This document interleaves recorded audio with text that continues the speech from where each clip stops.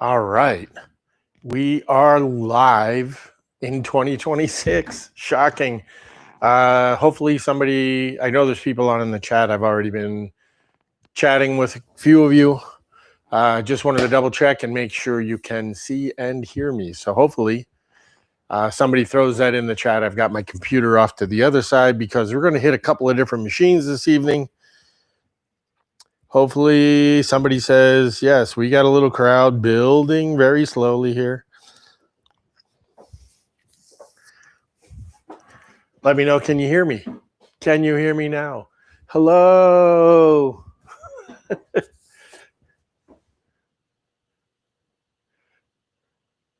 All right. I'm assuming everybody can hear. Nobody's saying anything. Normally, if you couldn't hear me, you would be shouting at me already. So, Happy New Year. Welcome to Tuesday Tips. No BS Woodworking. You know what it is. And tonight, it is totally tapers. So we're going to talk a little bit about tapered legs. And I'm going to give you some design ideas, some thoughts on selecting the lumber, and then we're going to show you a couple of different methods to actually make these things consistently. So just wanted to double check the chat one last time, make sure nobody. All right, Charlie Buchanan tells me he can see and hear okay.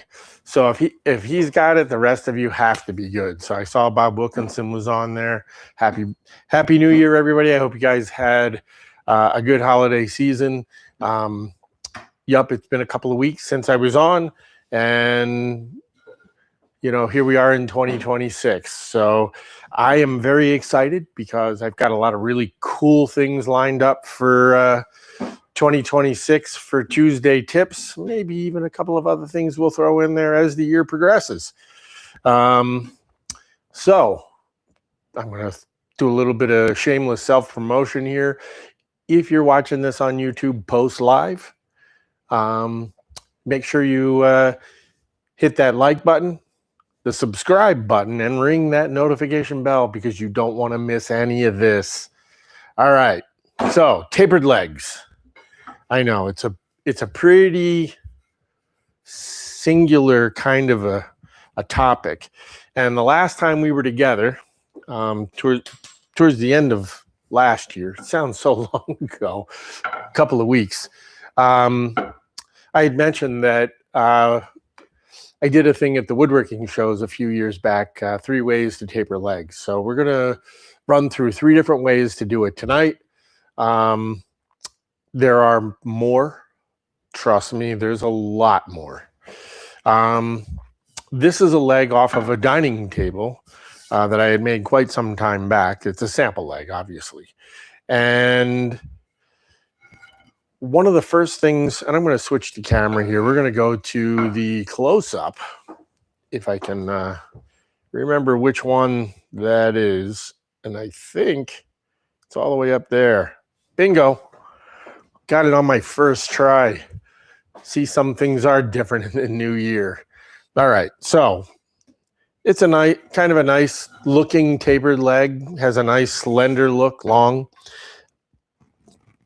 And what you'll see when you look at period tables in particular, if there are only 4 legs, so that's 1 in each corner, typically they are tapered only on the inside corner. So the outside corner remains flat. So if I take my straight edge and lay it on there, you can see there's no,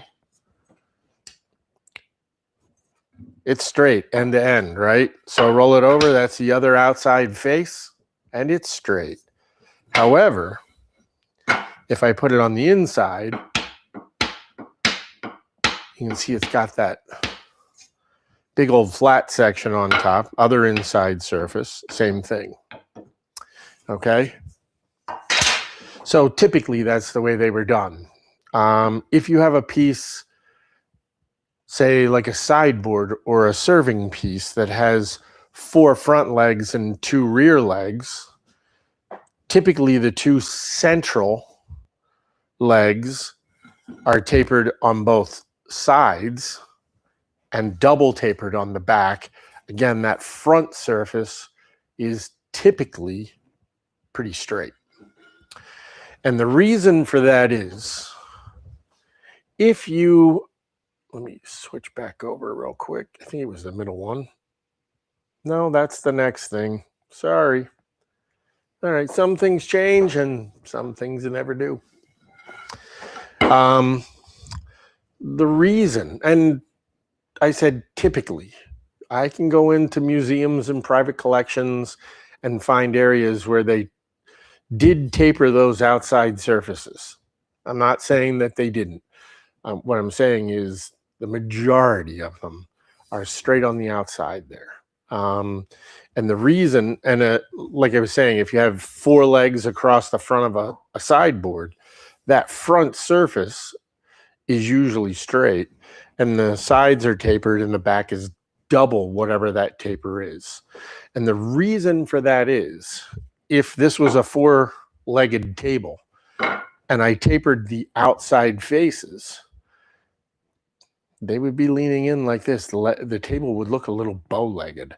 So typically, not that you can't find examples like this, but typically they were tapered on the inside only. The outsides were relatively straight.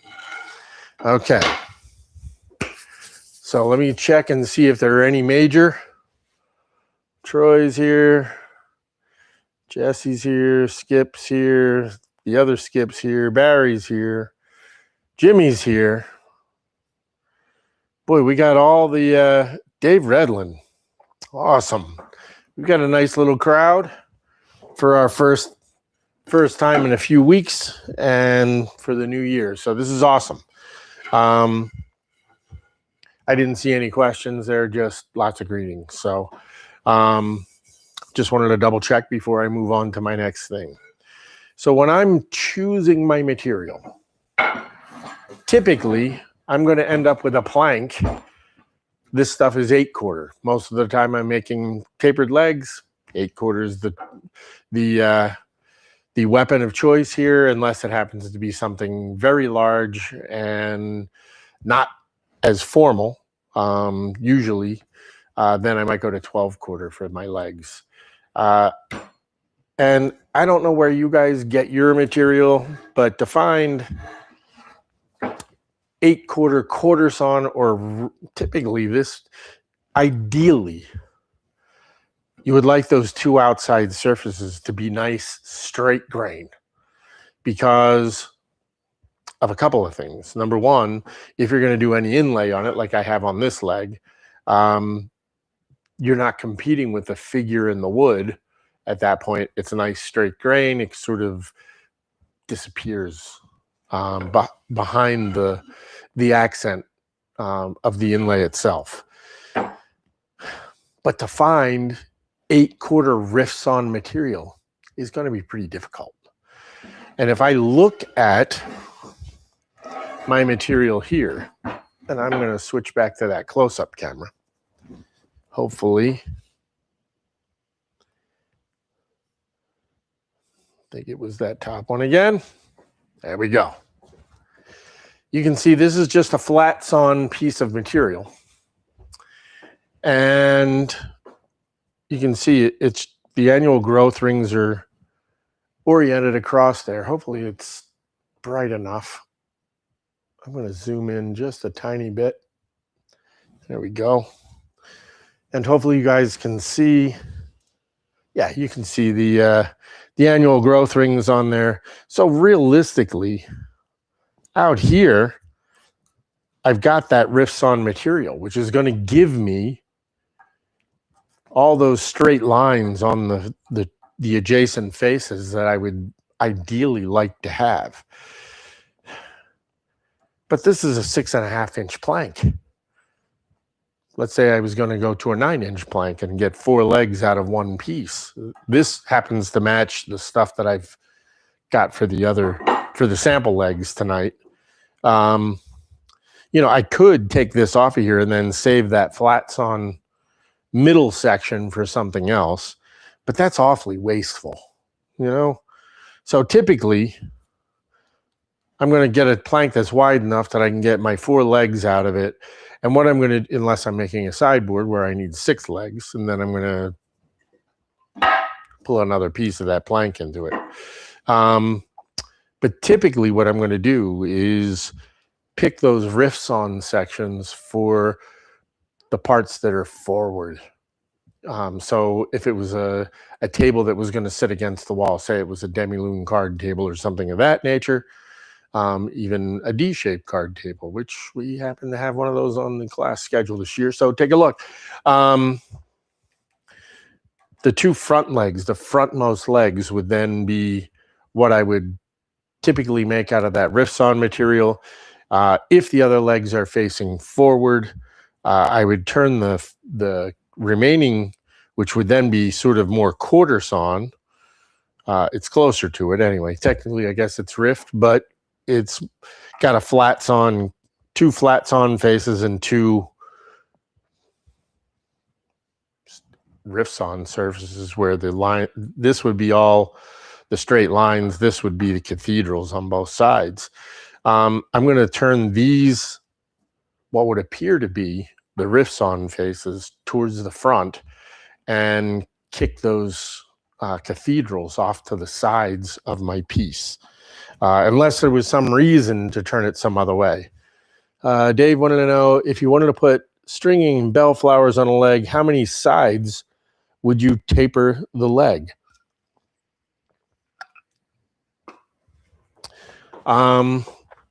So none of those things that I said at the very beginning change just because I've added stringing.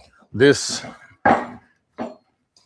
leg that I have here that was from the dining table, the sample leg, had bell flowers coming down the center of this and had stringing with an arched string up top and then a cuff down at the bottom.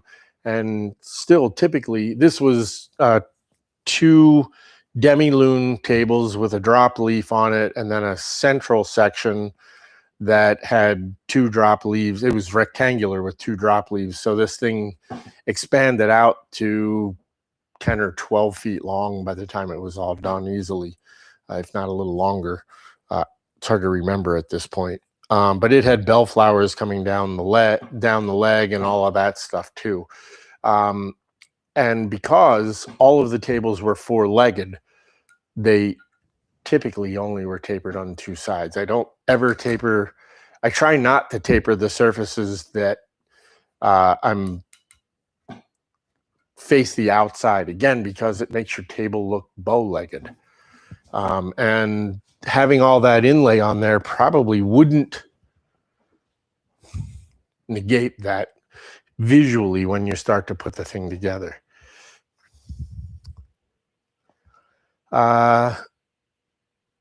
Matthew Welsh wants to know, is there a rule of thumb to follow when deciding what the taper will be? Let's switch back to that wide camera, if I can recall which one it is. There it is.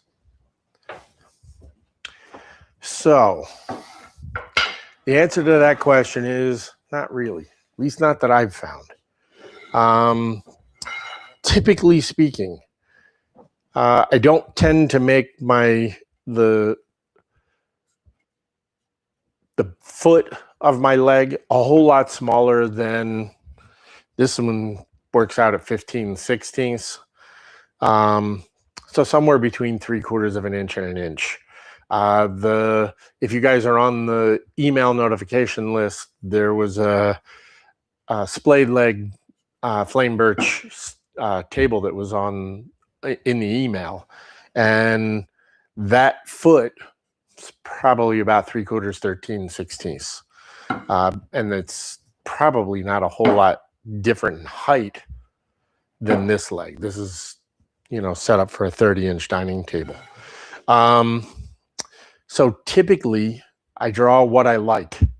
And like I said, the smallest foot I'm going to go is 3/4, because when I've done that, they tend to, there's exceptions to all of this. I'm sure that I've done small stands and things where I've gone down to 5/8 or something. But the problem you get is, particularly if I'm adding inlay into the legs, the things start to get so crowded. When you get a whole lot smaller than this, there just isn't a whole lot of wiggle room. Some card tables, what was it, last year before, 24, 25, I'm not even sure anymore. We did a demi-lume card table at Connecticut Valley School of Woodworking. I taught that. And we went to the Yale Furniture Study a couple of times in the process of the class. Shock. If you guys have ever taken a class with me there, you know that's an inevitability to go to the furniture study. And they have one of the biggest card table collections around. And some of those get really tiny, but they're also nowhere near this size at the top. This is 1 3/4 square at the top. Again, this is a dining table, so you want a little bit more meat on there. I tend, like I said, for me, I tend to, for larger tables, I tend not to get a whole lot smaller. 3/4 is usually about the smallest I'm going to go. Usually it's 7/8 to 1 inch. Like I said, this one turns out 15/16, and it looks pretty good. It's got plenty of taper on it.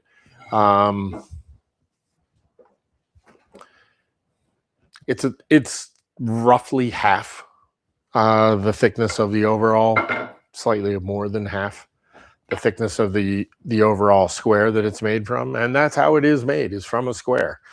And this is one of those centerpieces, because you can see the cathedrals on here, at least I hope you can, right? And on this side, it's all straight grain. So that's, if we look at that end grain, you can see it's almost quarter sawn. The grain, the annual growth rings are oriented top to bottom, and you have the flat parts of the rings on the left and right side. So the reason I brought this over here is because I tend to lay things out because I want to look at them in actual. Okay, it's great to draw something up as a scale drawing. It's great to draw something even up full size. Once I get the leg blank milled, which I've done here, this is 1 3/4 square, and it's 29 1/4 long. So I went through the process, milled it, everything, all the faces are nice and square, parallel to one another, all of that nonsense. Let's switch back over to that other camera.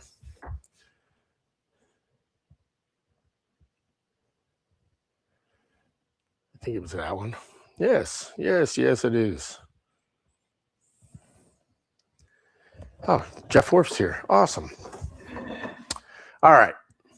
So I'm going to try and draw this. So typically, what I try to do is figure out how wide my apron is going to be.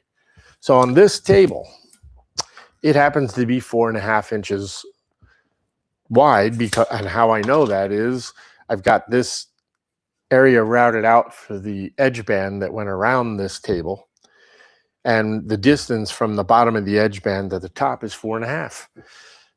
Now, I am not going to mark the top of my taper right at that 4.5 inch mark. The reason for that is, depending on which method I use to taper the legs, there's always a possibility that I'm going to get a little bit of creep towards that square stock area that I have. And I don't really want that. I want to give myself 1/2 inch or 3/4 on this one. I've given myself 3/4 of an inch from the bottom of that inlay to where the taper starts. And you might say, well, you're going to see that from across the room. And the answer is no, you really aren't. Even at 3/4 of an inch, when we put this table together, your eye is never going to see the transition between the tapered part and the square part. If you get up to 1.5 inches or something, certainly you're going to notice that there's a long parallel section. But if we stick in that 1/2 or 3/4 of an inch range from the bottom of the apron to the start of the taper, you should be fine. So I came down 5 1/4, right, from the end to the start of my taper. And there is a reason I'm doing this here, right? So I'm going to pick this as an outside surface. Where I'm squaring the lines all the way across are my inside surfaces. And that's because when I taper this, I'll know how close to those lines I'm getting. And I'm going to just put a nick on that side. So I just have a little tick mark up the top there. I wrap my line across and put a little tick mark. This is my outside corner. So again, for this leg, and I'm trying to do this so that you guys can kind of see what's going on. I'm going to mark my 15/16. And then I'm going to take my straight edge and connect the dots. Pretty easy stuff. And what this does, once I get it drawn on both sides, mark my 15/16. Yeah, I know I'm being loud. You don't like it? Get your own show. That's right. Sassy in the new year. All right, here we go.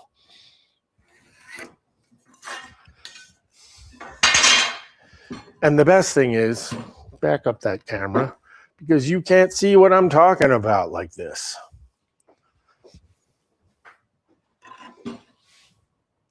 That's as wide as it goes, folks. Sorry. Here, switch to the other camera. Then we'll see it. Hey, and what is the secret for sawing the dado of the cuff for the banding? Boy, that's a whole other show, Dave. Thanks for asking. All right. So now if I go like this, and I'll zoom in just a tiny bit. Yeah, I know. You're seeing my remote control. I don't know if you guys can see the blue lines on here, but if this is my straight outside corner, now I can look at this leg and go, oh, you know, that still looks a little chunky at the foot, so I could thin the foot up. Or, hey, you know, maybe I gave myself a little too much room up here between that transition from the square stock where the apron ends and that the taper starts. So I can take a look at it in real time before I've gone to one of the machines and started doing the taper. I can get a real 3-dimensional look at this thing before I start cutting, and then it's, you know, at that point it's just too late. Well, it's never too late. I mean, you can always make new legs. But this way you get an idea what it's going to look like. If I was going to do inlay on there, I might even go through all the process of drawing in the inlay on here so that I have 100% visual before I've started. This is my mock-up. And there's nothing wrong with if I had a 6.5-inch plank, which I had, and I cut it up and I started making legs for a sideboard, say, and I needed 6 legs and I can get 3 or 4 out of each one of these, I'd have 2 sample legs to do my setups.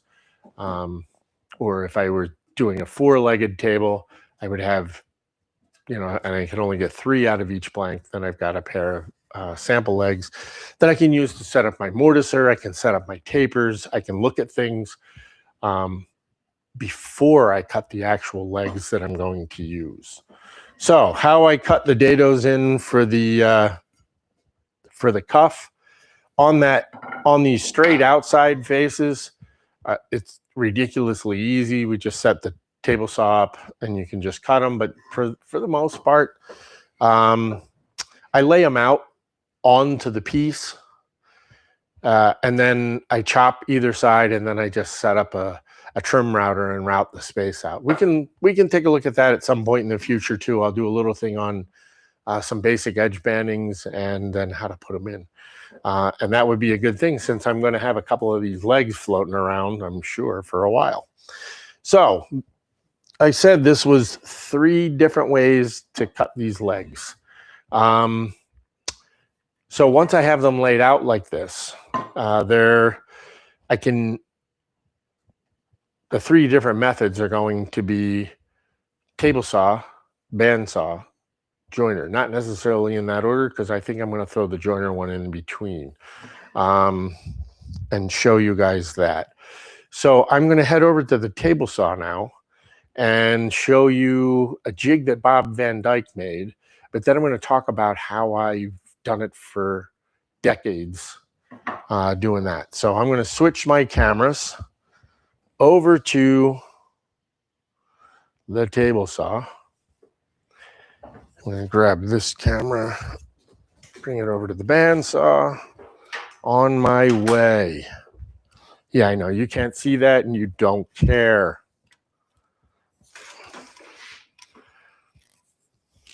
But it sets me up for my next thing. All right. And I got to turn that. Sorry, got to turn my monitor around on the camera over here because I was setting it up earlier. So this is an adjustable jig that Bob Van Dyke made.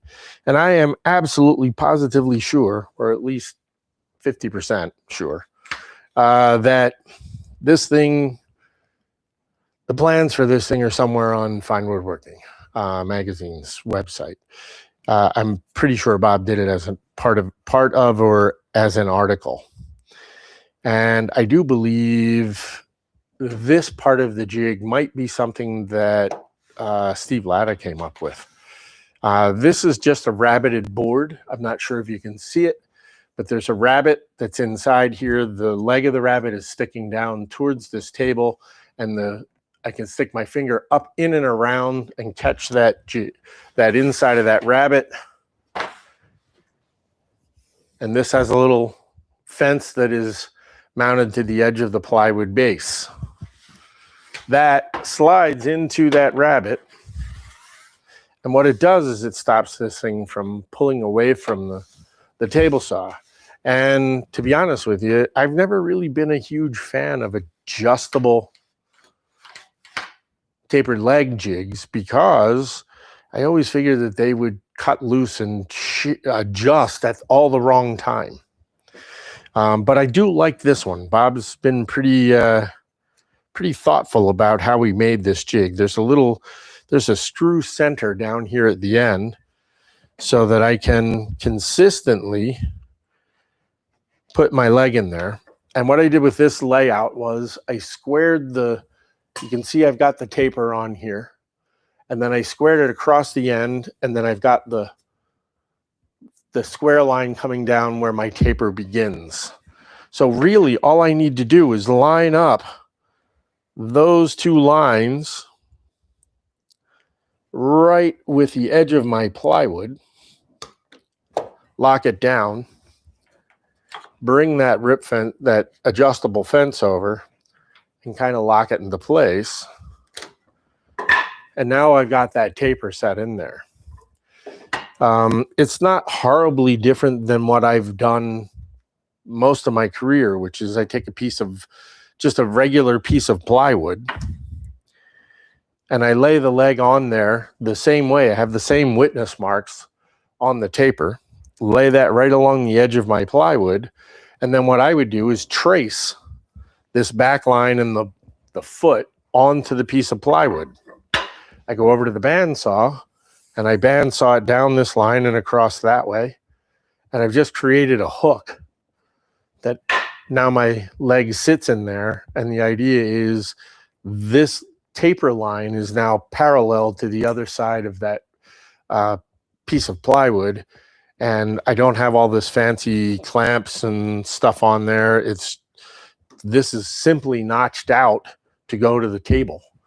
And then you just put it up against the rip fence, set your rip fence to whatever this width of the plywood is, and off you go.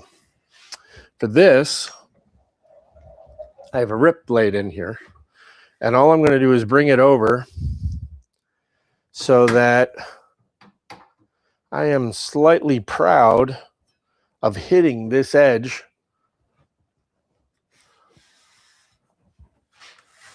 on the table saw. And what I've got is, so I'm going to taper. This is my two flat outside faces. So I'm going to taper this side and that side. And what I want to do is I want to put one tapered surface down to the jig. And I can't see any questions you guys might have. So hopefully you're not asking a bunch. And if you will, I'll get to them once I get done here. So I just put this up against the fence on the jig, lock it down. I'm just tapping in so that the spike on the end here is grabbing my material. So I've got a soon to be tapered surface down to the base of the jig. The other one is facing away from the table saw. Let's raise that blade up enough that it'll go all the way through here. And we'll start it up and give it a run.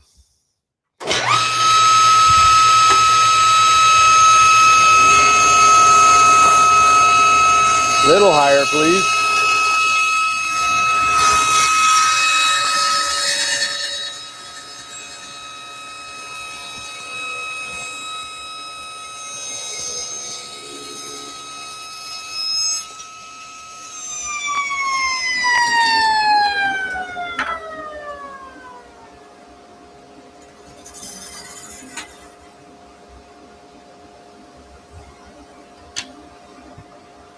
And now I bring it back, release it, rotate that 90 degrees because there's the other side that gets tapered. All right, rotate 90 degrees. So my side I just tapered is facing up. Lock that down, back my jig up.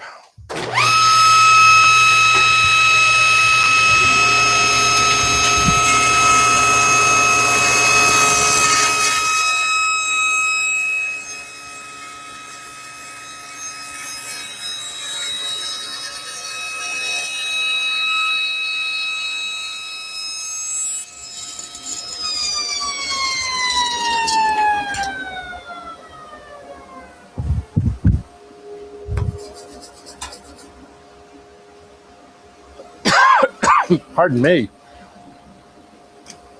Dusty. So I'm going to try and get on the camera here and zoom in a little bit. Hopefully you guys can see. Actually, I don't even know that I really need to. Hopefully you can see. I followed that blue line straight down there. If I measure this, it's going to come up. That foot's going to come up just slightly over my 15/16. And the best part is when I start to look up here, you can see that I just barely removed that 5 1/4 inch line there. And I'm just barely touching it there. So this is a jig that's fairly secure. Not a whole lot of play in it. Yet I still ended up taking the line on this side and leaving 90% of the line on that side. But just a nice simple taper there. And because this is full of saw marks, I've left it just barely larger than I want it to be. So I can go back and hit that once or twice with a smooth plane. And now I've got a nice flat surface. So I'm going to switch over and show you guys the jointer stuff, but I'm going to check for any questions real quick. And then we'll switch over. Oh.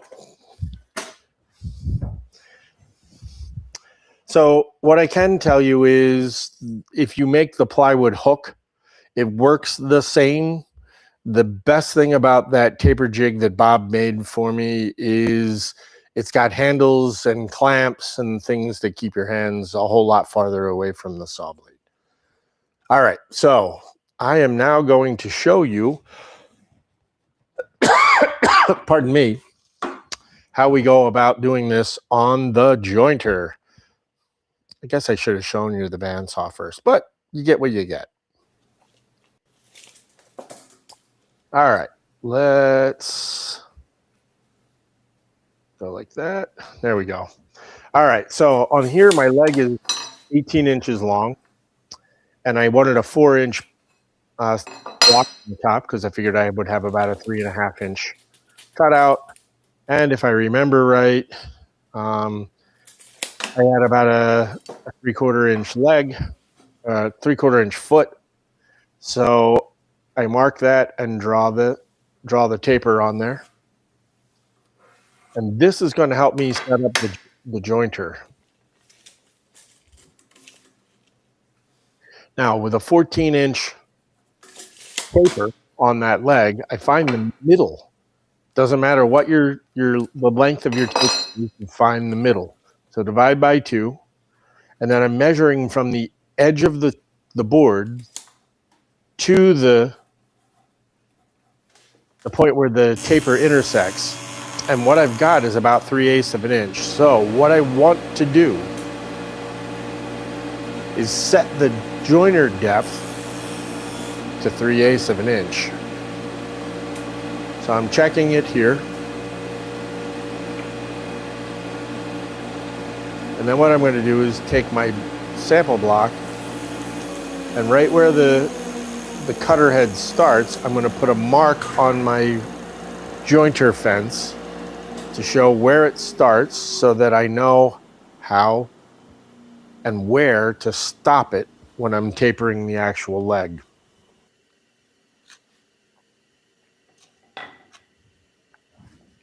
I can then line my blank up and set a stop. Yeah. On this video is available. So I'm setting a stop at the end of the leg. You can see where I have it. It's going right to that center line. I want to take every single leg and run it into the stop so that it stops at that center line. Right there. And if I'm tapering on both sides, I'm going to rotate 90 degrees and do the second side.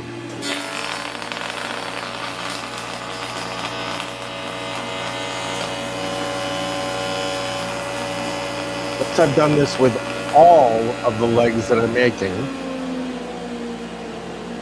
I can then modify my setup on the joiner.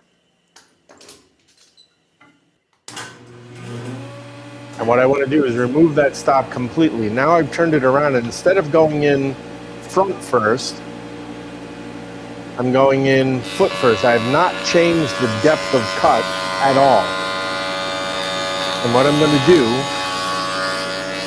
is push that material straight through, and you'll see that it followed my line for my taper layout.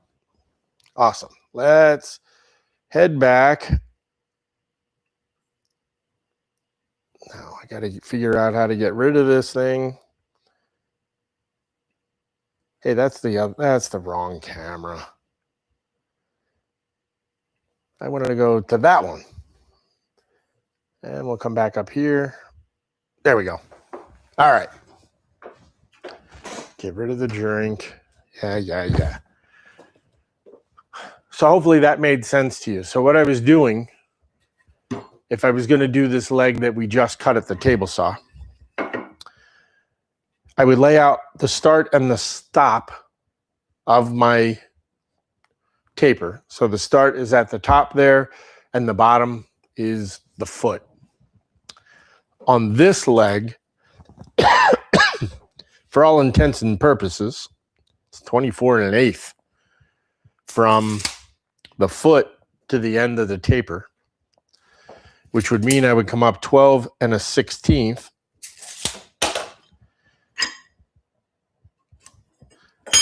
Square that line across, and then if I measure this, I am coming up at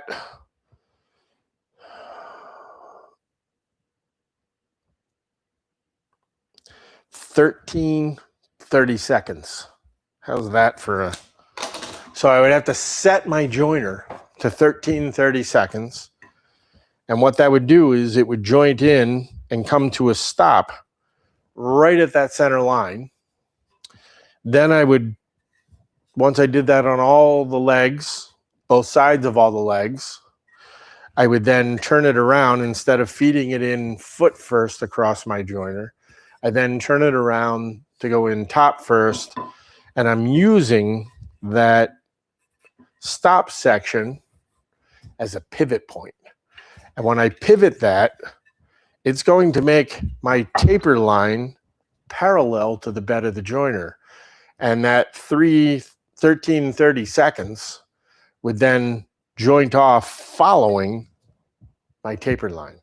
I'm pretty sure I told you guys joiners don't make things parallel. In this case, what I'm doing is I'm using the fact that I milled my material parallel, and I am doing the operation on the jointer in a way that takes advantage of the material already being extremely parallel. And the idea is, once I get it pivoted over at the right, if I have it set at the right depth and I stopped at the midpoint, I've got that pivot point that should mathematically put our taper line parallel to the joiner bed. And as long as I'm taking this in one pass, it should make it perfectly parallel, follow the line, essentially, because it's one shot. When I taught this at the woodworking shows and showed that video, a lot of people asked me if they could, because this would be slightly over 3/8. A lot of people were asking, boy, that's awfully dangerous to go that deep. If you do it once or twice, you'll get a whole lot more comfortable with it. Again, you're also probably going to have your guards in place. I had all the guards removed on there because then you could actually see what was happening. So operate that with the guards in place, and the operation becomes a whole lot safer. The other thing that they asked me was, could you do this in multiple steps? And I don't see how. And to be able to do it and maintain consistency through all the all the joining cuts, this functions simply because we're doing it all in one pass.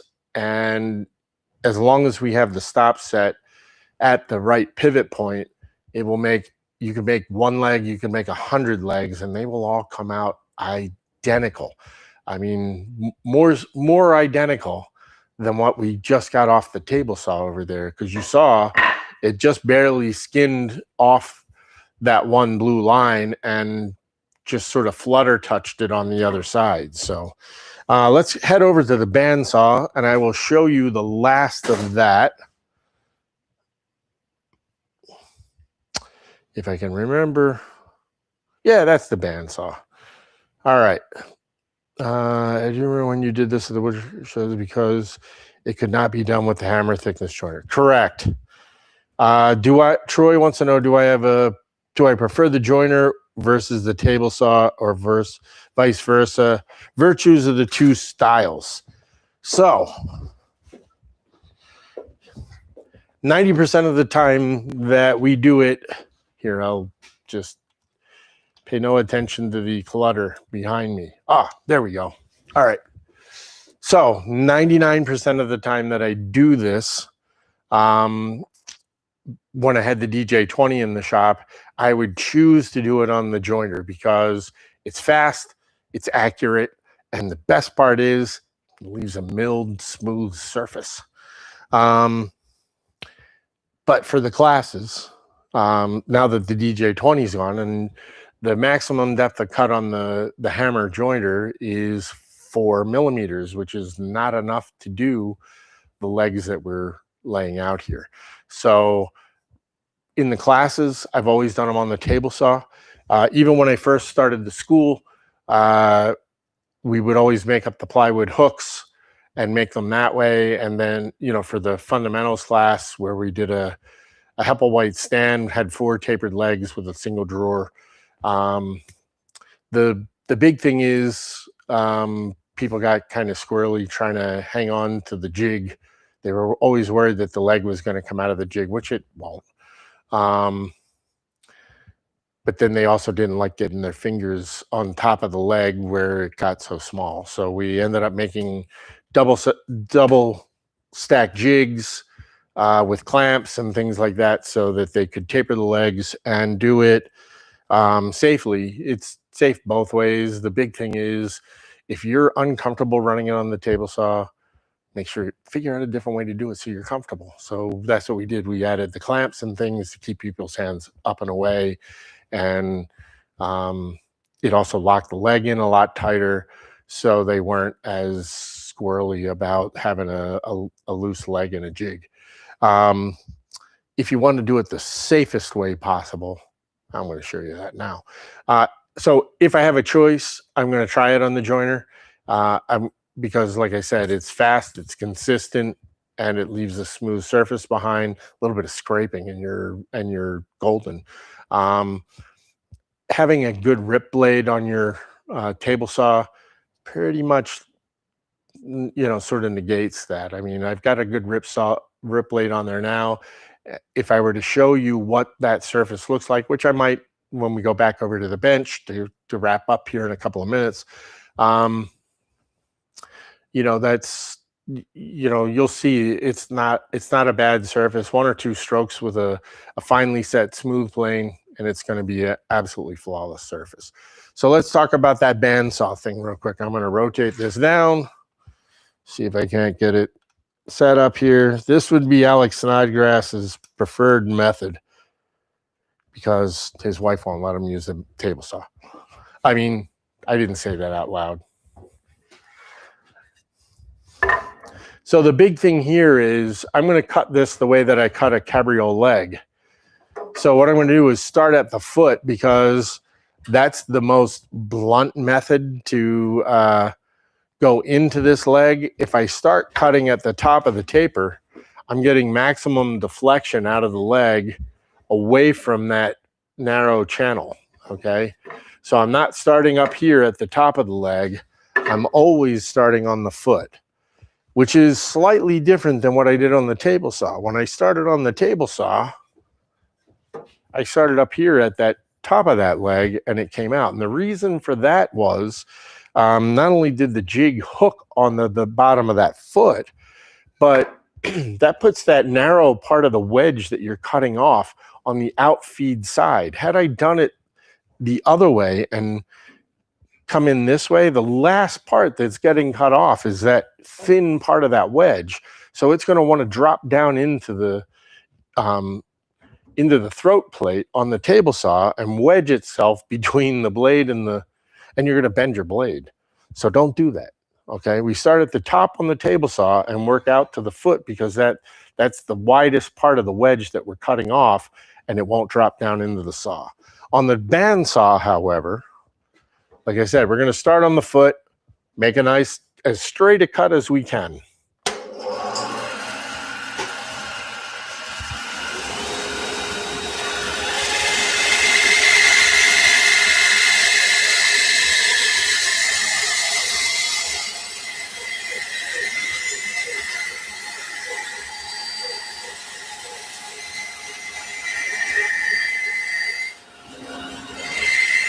Let me move that camera over here. Yeah, I know. So that maybe you can see what I'm cutting.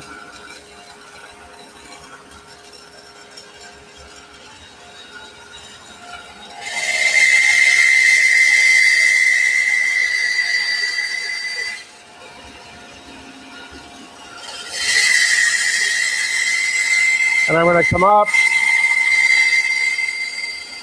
until that wedge gets really kind of flappy, but does not come off completely.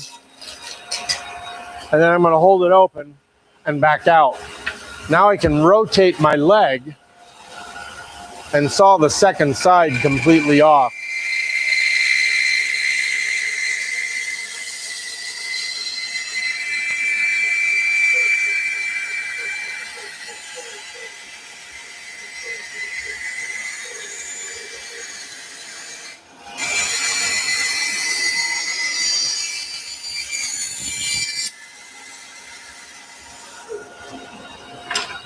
And then I can go back and finish taking that flap off.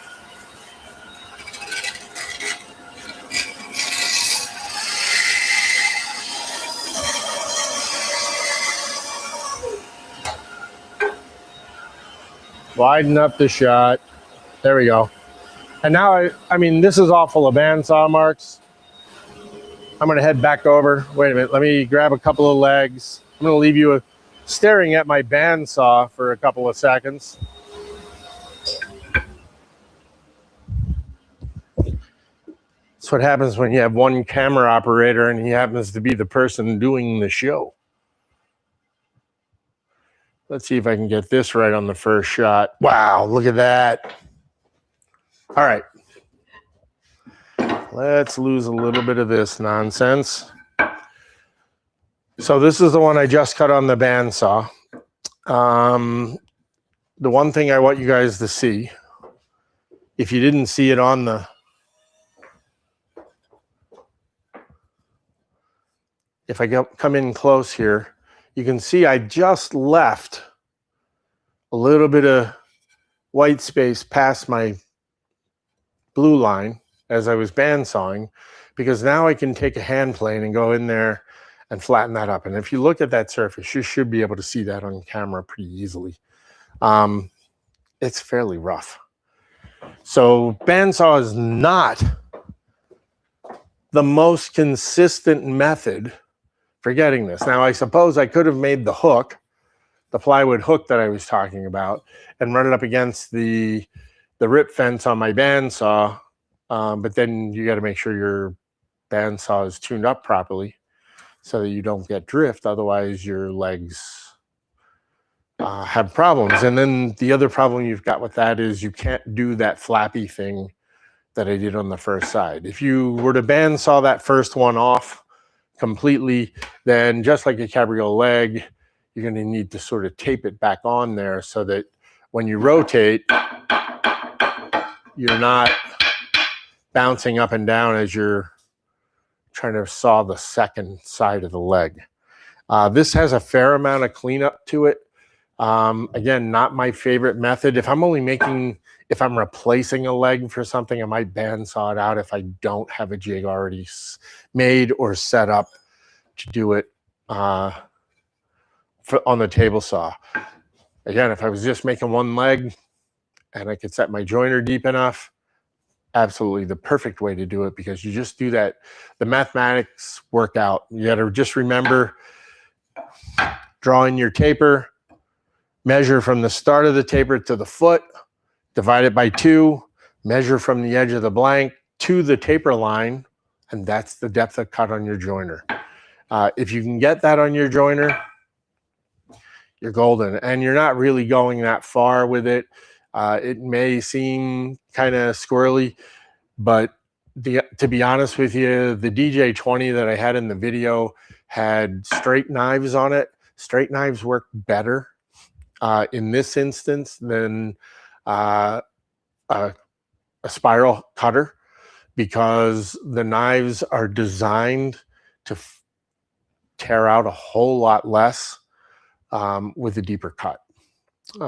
Whereas the spiral cutters are designed to tear out a whole lot less simply because they take a narrower shaving, and they really don't function as well on a very deep cut as a straight knife does. So one of the things I want to show you, this is the one that I sawed earlier off the table saw, and we're almost wrapped up here. If I can remember, you know, if I was planning this ahead, I would have had a black crayon already out. So I've got a lumber crayon that's in the black. And if I run up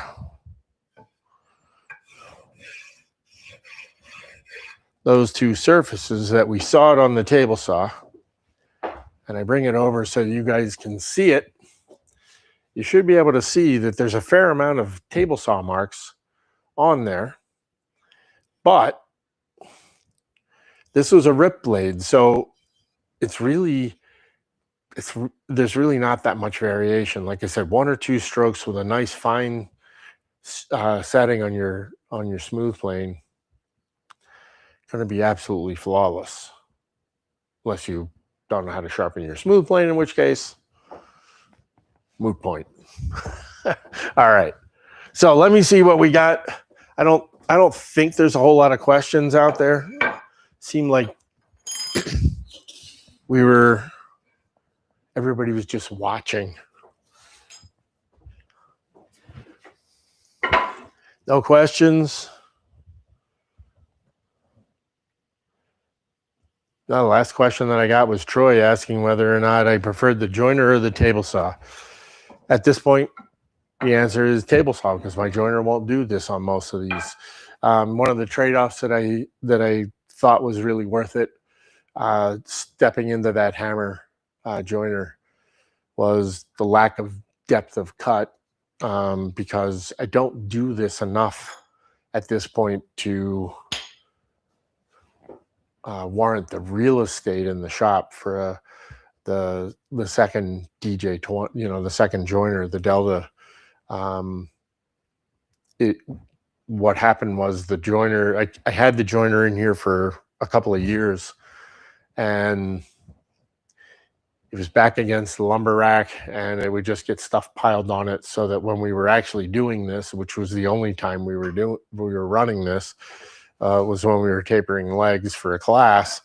And number one, the students were afraid to do it because of the depth of cut, and number two, we had to spend 20 minutes clearing all the junk off the joiner so that we could set up and run the taper. So in the end, it was just quicker, safer because not because the operation is more unsafe on the joiner, safer because people felt more comfortable doing it on the table saw. So since we ended up doing it on the table saw anyway, it was like no brainer. Sell off the joiner and take the real estate for something else. Wow, we got through this pretty easily. Nobody died. All right. Oh, Dave, you're on. Awesome. Thank you. I'm glad hopefully everybody had fun tonight. Once again, if you are watching this post live on YouTube, please hit that like button. Really, really important. Also really important, hit the subscribe button and ring the notification bell. If you want to leave a comment, that even drives the analytics, crazy for me. So I would appreciate that. So thanks for coming out tonight. We're almost 9 o'clock. We did this in just under an hour. Shocking. I was kind of hoping we could start to do the 35, 40-minute thing here in 2026. And yeah, it's not happening. So make sure you do all that on YouTube. Even if you're watching it live, go tomorrow and just watch it for, watch it for the whole hour. Just let it run in the background. Make sure you hit that like button. And if you haven't already, go to the website. It's down there below me somewhere. I don't remember where, off to that side. Go to the website, sign up for the newsletter. You'll get a notification next week. And next week's episode, we're going to do something that a lot of people are really sort of into. I'm going to do a little thing on secret compartments. And the reason I did that is we just had a Spice Fox class, and I am like in that mindset. So I was originally going to do something else, but why not? Because everybody loves secret compartments. So I will see you guys next week. Thank you for coming. And once again, Happy New Year to everybody. I truly wish you guys happy, healthy, and prosperous New Year. Good night, everybody. Oh, wait a minute. Nope, that's it. We're good.